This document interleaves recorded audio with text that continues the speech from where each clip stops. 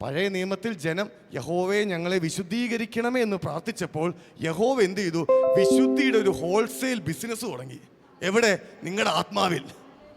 ഞാൻ പറഞ്ഞ മനസ്സിലായി. ഇത് പഴയ നിയമത്തിൽ വിശുദ്ധീകരിക്കപ്പെടുവാനായി ജനം യാഗങ്ങൾ അർപ്പിച്ചു, നേർച്ചകൾ നേർന്നു, ഇതെല്ലാം ചെയ്തിട്ടും വിശുദ്ധീകരിക്കപ്പെടാത്ത ജനത്തെ വിശുദ്ധീകരിക്കുവാനായി യഹോവ എന്ത് ചെയ്തു? വിശുദ്ധിയുടെ ഉറവിടത്തെ എൻ്റെ ആത്മാവിൽ അങ്ങ് അയച്ചു. ഇനി നീ തൊടുന്നവർ വിശുദ്ധരാകും. കാരണം നീ വിശുദ്ധവാ, നീ അതിവിശുദ്ധ സ്ഥലവാ. കാരണം നിന്റെ ഉള്ളിൽ വിശുദ്ധിയുടെ ആത്മാവാ വസിക്കുന്നേ. ഞാൻ പറഞ്ഞു തുടങ്ങി മനസ്സിലായി. നിങ്ങൾ പുതിയ നിയമത്തിൽ പ്രാർത്ഥിച്ച് നേടുന്ന പരിപാടിയല്ല. പുതിയ നിയമത്തിൽ യഹോവയെല്ലാം തൻ്റെ ആത്മാവിനാൽ നമ്മുടെ ആത്മാവിൽ പകർന്നു കഴിഞ്ഞു. ആ പരിശുദ്ധ ആത്മാവിൽ നിന്ന് ജീവിച്ചു തുടങ്ങുമ്പോൾ ഇതെല്ലാം വെളിപ്പെട്ട് തുടങ്ങും. അപ്പം പരിശുദ്ധാത്മാവ് എന്താ?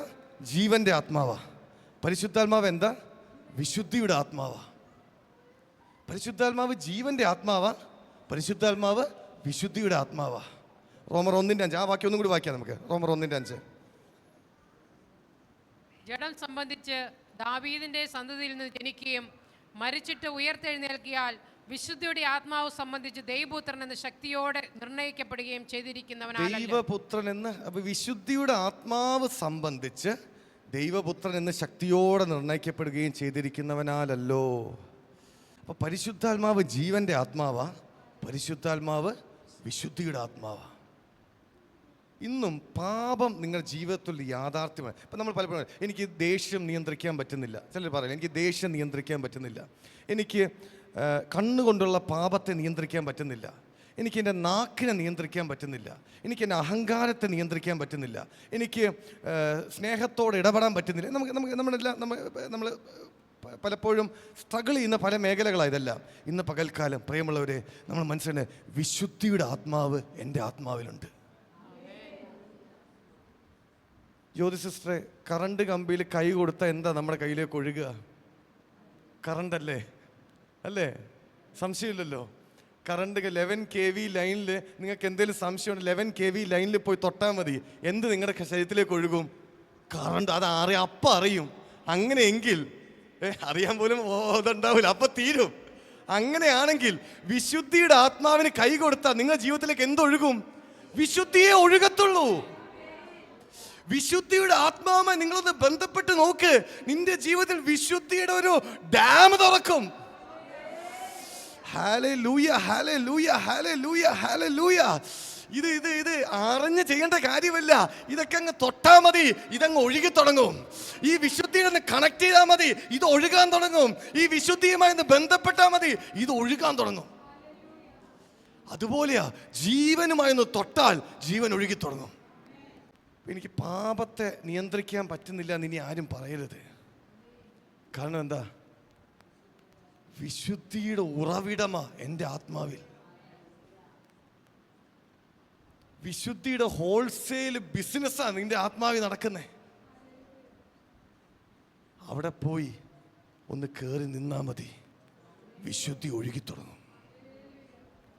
വിശുദ്ധി ഒഴുകി തുടങ്ങും. അവിടെ ഒന്ന് കയറി നിന്നാ മതി, ജീവൻ ഒഴുകി തുടങ്ങും. ജീവന്റെ ആത്മാവ്, വിശുദ്ധിയുടെ ആത്മാവ്. ഹല്ലേലൂയ. ചിലർ പറയും, ബ്രദറെ എനിക്ക് സ്നേഹിക്കാൻ പറ്റുന്നില്ല, എനിക്ക് അമ്മായിയമ്മേനെ കണ്ട എനിക്ക് പ്രശ്നമാണ്, എന്ത് ചെയ്താൽ എനിക്ക് അമ്മായിയമ്മ ബാക്കി എല്ലാവരും എനിക്ക് ഇത് ചെയ്യാൻ പറ്റും, എനിക്ക് പറ്റുന്നില്ല എന്ന് നമ്മൾ ചില അങ്ങനെ തോന്നലുണ്ട് അല്ലേ? അല്ലെങ്കിൽ നമ്മൾ നെയ്ബർ, നമ്മുടെ അയൽപക്കത്തെ ആളെ മാത്രം എനിക്ക് സ്നേഹിക്കാൻ പറ്റത്തില്ല, ബാക്കി എല്ലാവരും എനിക്ക്. അപ്പോൾ സ്നേഹിക്കാൻ നമുക്ക് പറ്റും. അപ്പം നമ്മൾ എനിക്കൊന്ന് കഴിഞ്ഞ ഒരു 5 വർഷം ഞാൻ ഈ ചർച്ചിൽ സ്നേഹം തിരിച്ചും മറിച്ചും പ്രസംഗിച്ച ആളാ. Hallelujah, hallelujah. എങ്ങനെയാ സ്നേഹിക്കാൻ പറ്റുക? നിങ്ങളുടെ ശത്രുക്കളെ സ്നേഹിക്കാൻ കർത്താവ് പറഞ്ഞു.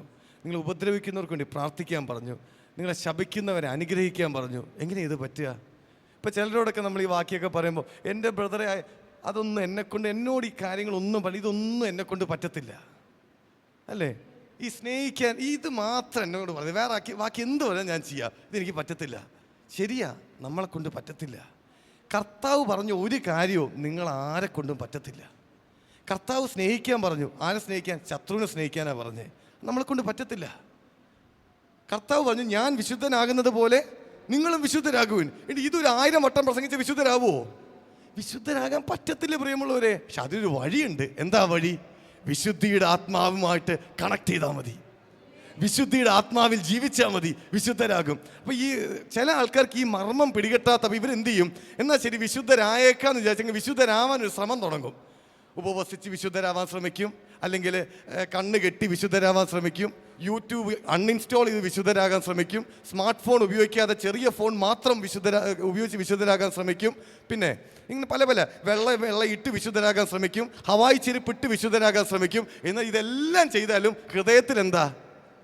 അശുദ്ധിയാ. എന്നാൽ വിശുദ്ധിയുടെ ആത്മാവിൽ ജീവിക്കാൻ തുടങ്ങിയ പിന്നെ ഇതൊന്നും വേണ്ട. നീ കളറിട്, നീ ബ്ലാക്ക് ഇട്, യൂട്യൂബും കൊണ്ട് കൈ നടക്ക്, എന്നാൽ നിന്റെ കണ്ണ് മാറത്തില്ല. Hallelujah, hallelujah. നീ റെഡ് സ്ട്രീറ്റിലൂടെ നടക്ക്, നിന്റെ കണ്ണിൽ ഹല്ലേലൂയ അശുദ്ധിയുടെ ചിന്ത വരത്തില്ല. കാരണം വിശുദ്ധിയുടെ ആത്മാവാ നിന്റെ ഉള്ളിൽ. വിശുദ്ധിയുടെ ആത്മാവിലാ നീ ജീവിക്കുന്നേ, വിശുദ്ധിയുടെ ആത്മാവിലാ നടക്കുന്നേ.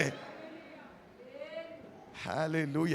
ഞാൻ പണ്ട് പറഞ്ഞിട്ടുണ്ടല്ലേ, ഞങ്ങൾ കോഴിക്കോടാണല്ലോ. കോഴിക്കോട് ഒരു കൊയിലാണ്ടി ഉണ്ട്. കൊയിലാണ്ടിയിൽ ഞങ്ങൾ മെഡിക്കൽ കോളേജിൽ നിന്ന് എക്സിബിഷൻ ഉണ്ടാവും, എക്സിബിഷൻ. അപ്പോൾ എക്സിബിഷനിൽ പോയപ്പം ഒരു മുസ്ലിം കോളേജാണ്, മുസ്ലിം മദ്രസ കോളേജാണ്. മദ്രസ കോളേജിൽ അപ്പം ഞങ്ങൾ മെഡിക്കൽ കോളേജിൽ ശവം ഇതൊക്കെ ഇങ്ങനെ കാണിക്കാനൊക്കെയാണ് ഞങ്ങൾ സ്റ്റുഡൻസ് ആയിരുന്നു. അപ്പോൾ ഞങ്ങളിങ്ങനെ അവിടെ നിൽക്കും. അപ്പോൾ ആൾക്കാരൊക്കെ തന്നെ എക്സിബിഷൻ കാണാൻ വരും. അപ്പം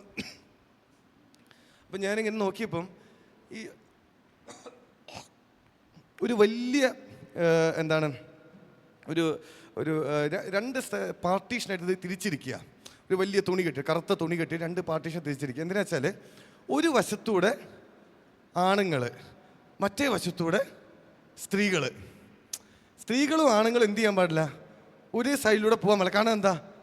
പ്രലോഭനം വരും. പ്രലോഭനം വരാതിരിക്കാൻ എന്ത് ചെയ്യും? 2 പേരെയും തുണി വെച്ച് മറച്ച് 2 വഴിയിലൂടെ വിടുക, പ്രലോഭനം വരാതിരിക്കാൻ. Hallelujah, hallelujah. പ്രിയമുള്ളവർ, ഇതൊക്കെ ലോകത്തിൻ്റെ പരിപാടികളാണ് വിശുദ്ധിക്കുള്ളത്.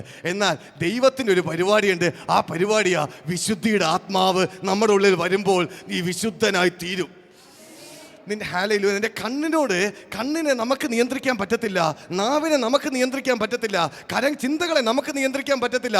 എന്നാൽ എൻ്റെ ഉള്ളിൽ വസിക്കുന്ന വിശുദ്ധിയുടെ ആത്മാവ് നിന്നെ നിയന്ത്രിക്കുമ്പോൾ നിന്റെ കണ്ണ് നിയന്ത്രിക്കപ്പെടും, നാവ് നിയന്ത്രിക്കപ്പെടും, ജീവിതം നിയന്ത്രിക്കപ്പെടും, മനസ്സ് നിയന്ത്രിക്കപ്പെടും, ചിന്തകൾ നിയന്ത്രിക്കപ്പെടും. കാരണം നാം ജീവിക്കുന്നത് വിശുദ്ധിയുടെ ആത്മാവിൻ്റെ പ്രമാണത്തിലാണ്.